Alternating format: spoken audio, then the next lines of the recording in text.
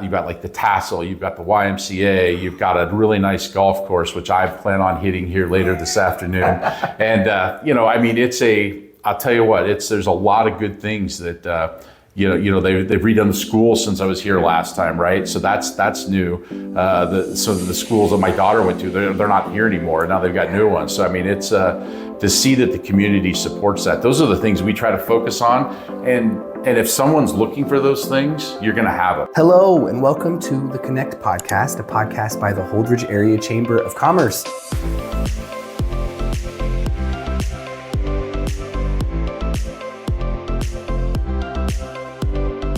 Thank you so much for joining us again here at the Connect podcast. Every episode, we like to bring a local treat or a snack in, and I just wanted to make sure I gave love out to Hy-Vee. They stopped by and provided us with some cookies for today's episode, so you might see us grabbing a couple bites throughout the episode, but they stopped in and gave us probably 36 cookies, so four of them made it to the podcast, if that tells you anything about how things happen here at the Chamber. Being new to the community, and when I first started at the Chamber, one of the names that was thrown around a lot about community was Jason Sidel, and so really excited to get a chance to chat with him. Thanks so much for joining us today, Jason. Thank you.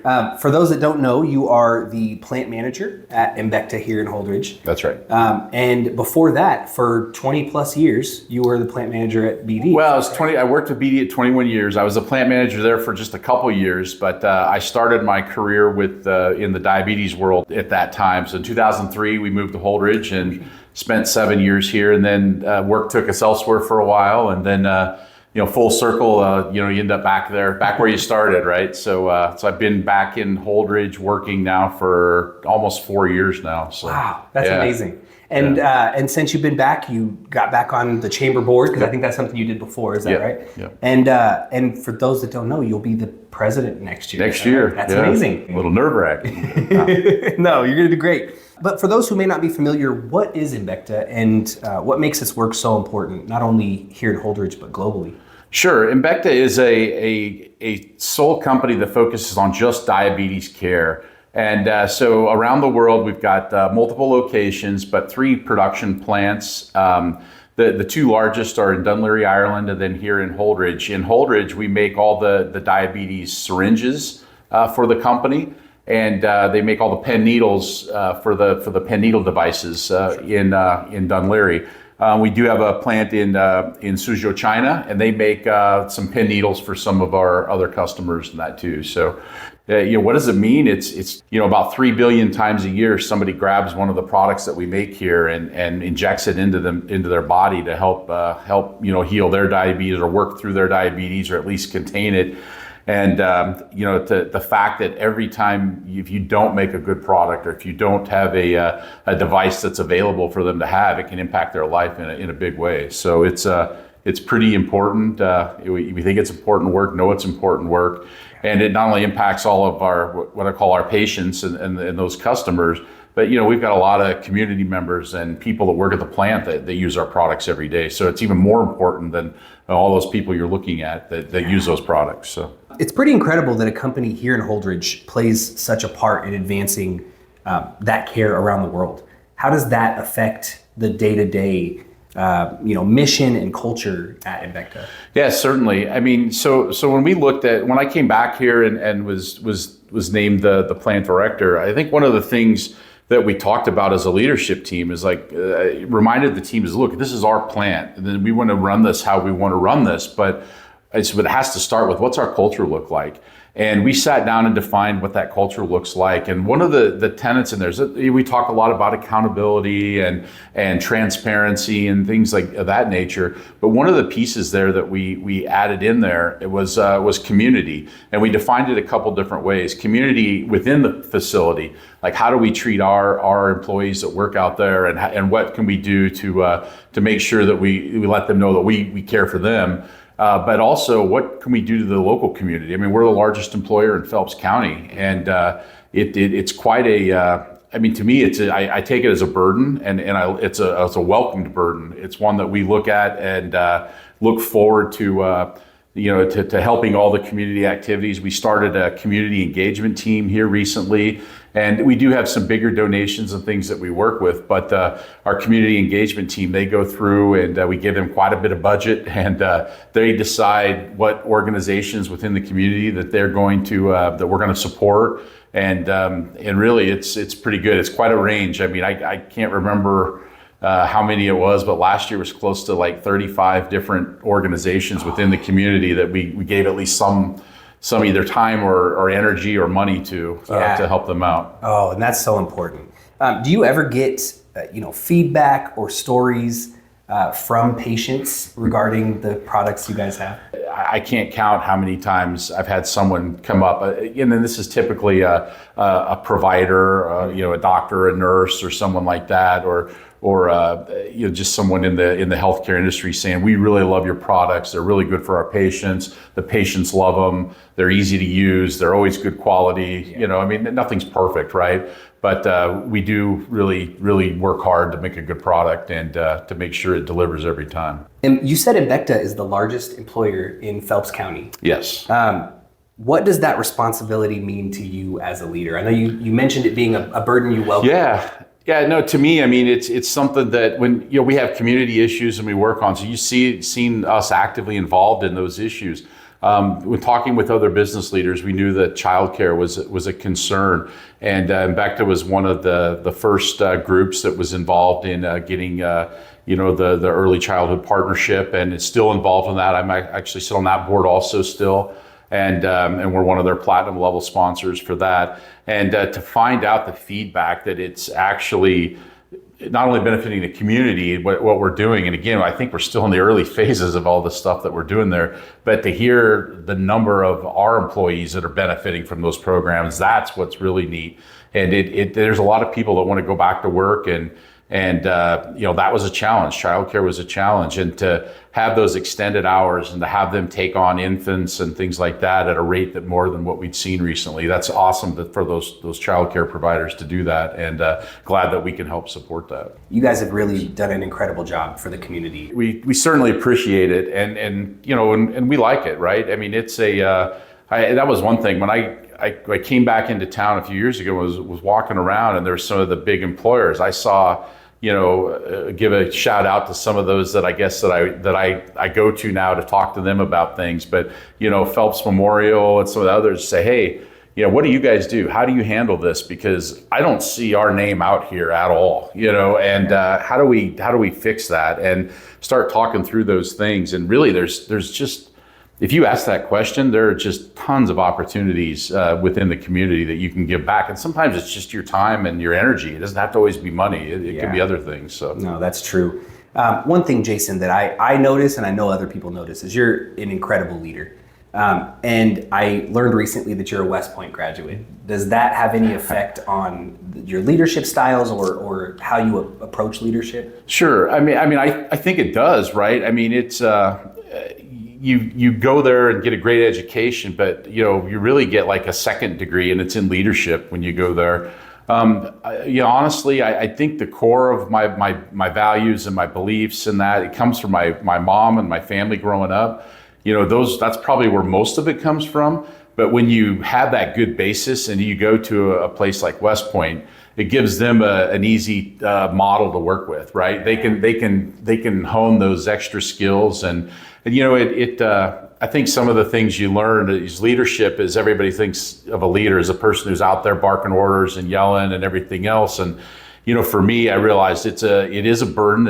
I like that word. Sorry, no, it is a burden, but it's you're a servant to those people that you're with, and that's if everyone looks at leadership as that's a gift that you get, and you can work with people that way. I tell you what, it'll look a lot different to the people, especially when you come across and you really need something from them. Like, look, I really, I can think of it many times where I say, gang, okay, no, I'm pretty laid back, but we really need to dig deep here. And they'll do that for you because you've been there and used that all along. But yeah, it's a lot about caring for people and doing those things. Something interesting recently that Lori and I were talking about was you focus a lot on efficiency. and she mentioned something called lean processes. Do you want to dive into that a little bit? Sure. Yeah. No, we have several things that we do, out at the plant, but for us, it's about you want to maximize making as much as you can make with as little as you can make, right?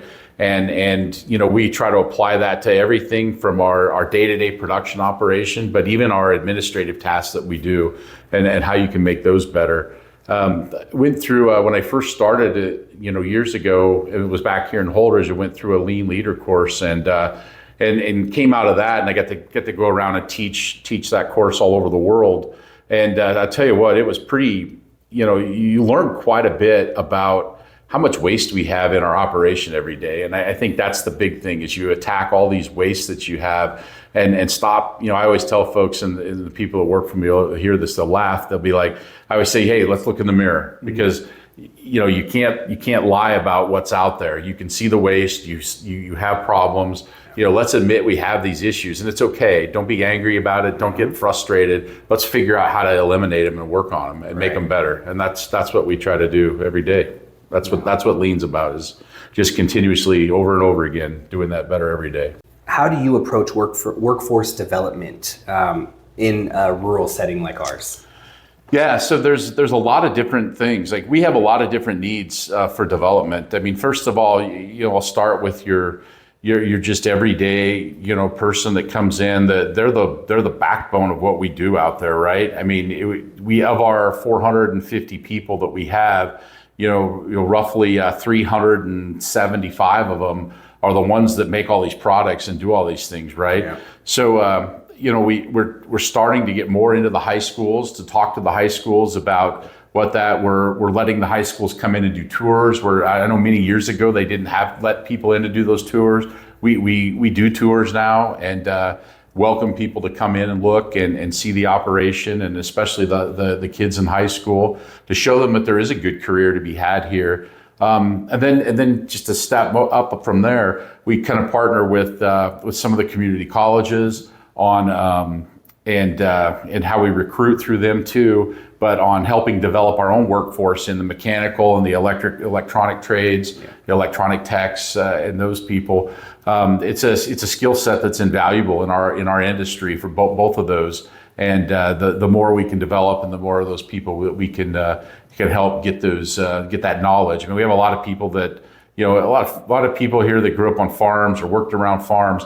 Most of them are mechanically inclined, but they don't understand the refinement of how to do that. And it's amazing when you put them in a classroom setting, and then they realize they can apply all that they've learned their whole lives growing up and really make a great career out of it. It's kind of neat to watch them do that. I got to speak at an event called Connect the Dots. It was interesting. I have kids, but I don't have kids in high school. Just getting a chance to pick kids' brains about what they want and what they expect in a job. And also, it's changed a lot over the years. I mean, technology has changed, but kids they don't know what they're going to do after high school, because things are changing so quickly. So, well, there are a lot of perceptions out there too, right? So I think getting into the schools and letting them come in and see things, it's important to know that we need people with computer knowledge. We need people with human resources skills.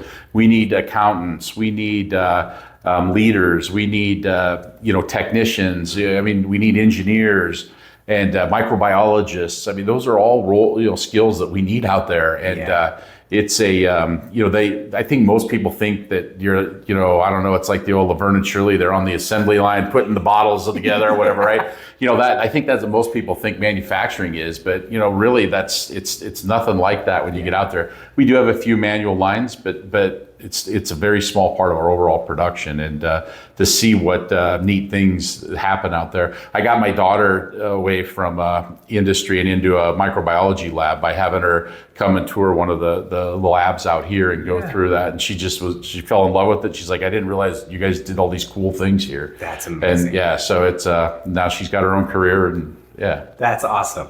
A lot of times business owners, especially in our size of community, they talk about the challenges that come with workforce around here. Do you have anything to speak to challenges or even advantages we might have here in a community our size? Yeah, I mean, so you always hear that, right?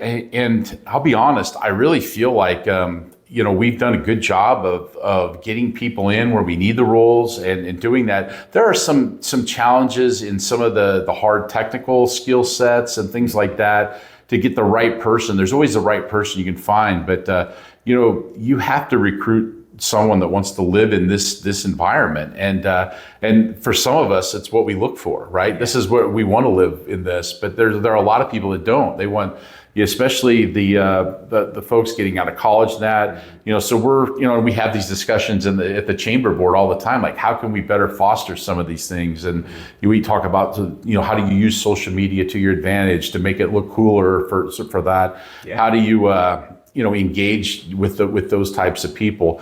For us, we focus on what the community has, and this community's got a lot of wonderful things. You've got a lot of people that are involved in the community. That's the biggest thing. So every one of you, thank you. Then you've got like the tassel, you've got the YMCA, you've got a really nice golf course, which I plan on hitting here later this afternoon. And I'll tell you what, there's a lot of good things that they've redone the school since I was here last time, right? So that's new. The schools that my daughter went to, they're not here anymore. Now they've got new ones. So it's to see that the community supports that. Those are the things we try to focus on. And if someone's looking for those things, you're going to have them. You'll hook them. It's just a matter of what their personal preference is. But that's what we do, and I think there are a lot of advantages here. So. Yeah. Oh, I agree. Coming from I came from Kearney, and so. In Kearney, growing up, it was nothing to do. There's nothing to do. So it's funny moving. Nothing to do. Right. Yeah. It's funny moving here, and the people here are like, there's so much to do, and there is. You just have to find the best kept secrets. One thing that I hear a lot, obviously, every business owner, most of our chamber members are very community minded, and they're very community involved. But what motivates you to join the chamber board? Yeah. So for me, it's. I always look at the company first, right, and say, hey, how can my company benefit from the activity that I'm doing, but also then when you get into that, you're like, everybody always thinks it's a competition between one person or the other, and we're going to hire this person or that. That's really not it. There's enough people out there for all of us, and for us, it's like, hey, how can I learn from my partners? How can I learn from them, and to see that the collaboration that's gone on and the energy that a lot of the community leaders had, for me, that's awesome. And I want to be involved because I want to be part of that, right? I don't want to be the one that misses out because, we weren't talking about how are we going to change childcare in here, or how are we going to look at housing, or how are we going to do those problems? I mean, if we all get together, all the leaders get together and what I mean by a leader, it's anybody, right? Yeah. Anybody who wants to step up, you can be a leader. And get involved in those activities. There's tons of it here, and it'll solve those issues for us. We'll figure out ways to make it better. It may not be perfect, but we'll make it better. Regarding embecta in the future, what's something that you're excited for coming up? Maybe new projects or things that you guys might be discussing and coming up with? Yeah, so it's a great question. So, they keep us in the dark on a lot of that stuff, right? But, for us, the plant's kind of been under a transformation here, and we've done a lot to really prove how solid of an operating plant this is, and to show that we make a good product here, and we have a lot of good resources in our people and in the community. So for us, it's just setting that stage for what's next, right? So right now, our core business for embecta, they're looking at how to grow that and how to do that, and we don't know what that is yet because it's always being innovated. Mm-hmm. But all I know is I feel like with all the work that our folks out there have done here in the last year or two, I really feel like we're ready to take on whatever that is. So if we get a new production line or something like that, I think we're ready for that. We demonstrated that we can move some lines. We just got done moving one of our larger lines and converting that. And, for us, I think that sets the stage to say, hey, look, we have the people and the resources here that can take on whatever challenge comes our way. So hopefully we get some. No, that's great. One of the questions I have that you've kind of already answered, it was about how you see the focus of growing the legacy of embecta here in Holdrege. But you mentioned earlier about your community engagement team and that's maybe growing. Do you want to speak on that a little bit more? We're going to continue along the community lines. I think it works well. It works well inside the plant, and it works well, within the community itself. This team, it gives them, for a big push, it was a lot of the leaders were always involved in deciding those things and doing that. And right now we just have what we call a sponsor that's on the leadership team, and the rest of the people are folks that hold all the other jobs out there, and they're the ones making those decisions. And now that they're seeing that we're giving them a chance to do that and to make those decisions, they're involved, and they've got kids going to school here and other families and so forth. So it's to me, it's a huge thing just to keep evolving that community. We know as long as we're one of the largest employers here, we want to be involved, and we want to have our name on those things, right? To say, hey, look, we're out. Not only are we making money off the business that we have, but we're out here, also giving back and helping our community and helping the town of Holdrege. This is probably a selfish question, but before we started recording, you mentioned some games. Those who don't know, your son worked at the chamber for a bit, helping us out, and he is actually on a scholarship for e-gaming, right? Yep, he plays video games in college. Amazing. No, it's amazing. And then you mentioned golf. So I just wanted to ask, if you had a perfect day, what's your favorite thing to do? Oh my, I don't know. I don't know if I could name one perfect day. I mean, it's a couple weeks ago, we had both of our kids home, and that was pretty awesome just to be able to sit and chat with them. And now that they're, our youngest is 19 and our oldest is a young adult, and just to sit and you have a different conversation with your kids at that age than you remember all those years growing up. So I don't know, just spending time with them is probably a perfect day. And it doesn't matter what it is, whether it's fishing, golfing, or just chatting. Yeah, no, that's great. One question I like to end every podcast episode with is just one piece of advice. And I tell everyone it can be business advice, it can be life advice, but what's something you'd like to leave the audience with today? A couple things, I think. One, a lot of people always ask me, like, oh, how'd you get through West Point? How'd you do this? And I think I've had the same thing throughout my whole life. It's not that I was the smartest person or I was the best person or the most athletic, none of that. I mean, it wasn't even close, right? I was like on the tail end of most of that, but I didn't quit, right? So perseverance is huge. Just don't quit, and you can do whatever you want. It's easy to do. But then like business wise, I mean, I think all too often we underestimate our people, and we underestimate the leadership and what people have, how much impact leadership can have on your people. And if you foster what's out there and learn to look at their differences and relish their differences and what they can bring to the table and support the people in their development, it's amazing what you can do. I just don't think we do that enough sometimes. I think we focus on all the numbers and all this, and to me, they always ask how's the plant running so well? How's this? And it's like, it's the people. That's it. That's all it is. It's the people. It's funny you mentioned that, because I don't know too many, but I know a few people who work out there, and they absolutely love it. It's funny because I've worked manufacturing in other communities, and that's not always the case. Feels good that embecta is focused on the human aspect of it. You got to have it all. I mean, if you're going to be really good, you got to have it all. You can't just do one or the other. Well, Jason, thank you so much for taking the time to meet with me today. I really appreciate it. Thank you. Thank you to Hy-Vee for supplying these delicious cookies. These are not going to make it 10 seconds more, so join us next week.